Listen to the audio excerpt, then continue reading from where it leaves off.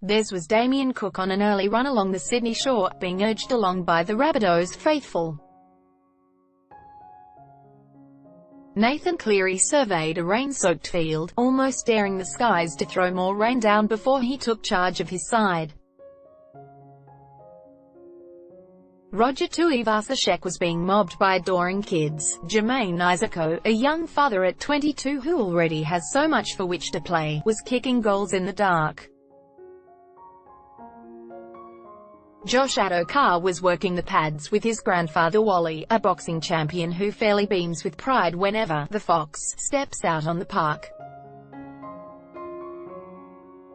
And there was Callan Ponga, perhaps the brightest young thing of them all, skateboarding to training. The Newcastle medical department must be thrilled with the mode of transport. The message behind it all was clear. The future is now for the NRL, which has undergone a reasonably rapid generational change as the Titans of the past 15 years sign off or prepare to bid the game farewell. Cameron Smith, Billy Slater, Jonathan Thurston, Greg Inglis and their ilk, Darren Lockyer before that, cast such an imposing shadow over the game that their influence extended well beyond the confines of a rugby league field. Perhaps the faces of the NRL promo will put down their phones for a minute and pick up a conversation with a teammate that may not have enjoyed a head start in life in terms of upbringing or values. Slater, who has just retired, set standards of excellence for training and dedication that have helped turn the Storm into a juggernaut that renews itself every season. Thurston's work off the field, a personal triumph that would see him named as Queensland's Australian of the Year in 2018, showed how far celebrity can be leveraged for charity. Which is why the faces in the 2019 season promo must be more than just characters on an advertising set.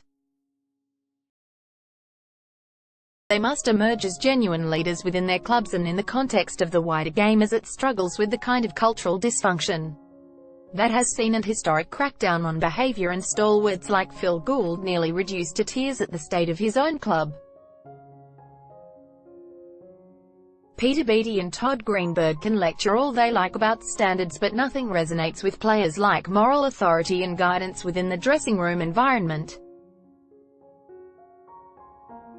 A 20-year-old player may feel a generational disconnect with veterans like Smith. When advice comes from a Cleary or Cook, the impact could be far greater. Rabbitohs, for example, already recognizes he's a role model. Well done, because that's the reality, like it or not. Others emerging leaders must do the same, educate themselves about the issues in and around the game and never be afraid to have a voice. It can start with the little things, the football stuff. Fans would be amazed at the amount of times youngish players can't or won't offer an opinion on rule changes, or non-controversial incidents on the field. The go-to is usually, "That's not for me to decide," or "I'll let the coach or the NRL take care of that." Loading media has a role, too, to encourage that sort of freedom of expression and not create a faux crisis when there are none to be had. That in itself can be a toxic and self-defeating circle. We all want players to be engaged with their own sport, and in doing so, everyone has a little victory. Nobody expects the young men at the helm of the new tide of stars to be perfect. But the sooner they recognize their influence in the game and take their leadership roles seriously, the better for a game that has been knocked senseless ahead of the season start on Thursday. NBA Commissioner Adam Silver spoke candidly last week about the deep disconnect and sadness that inhabits the basketball landscape.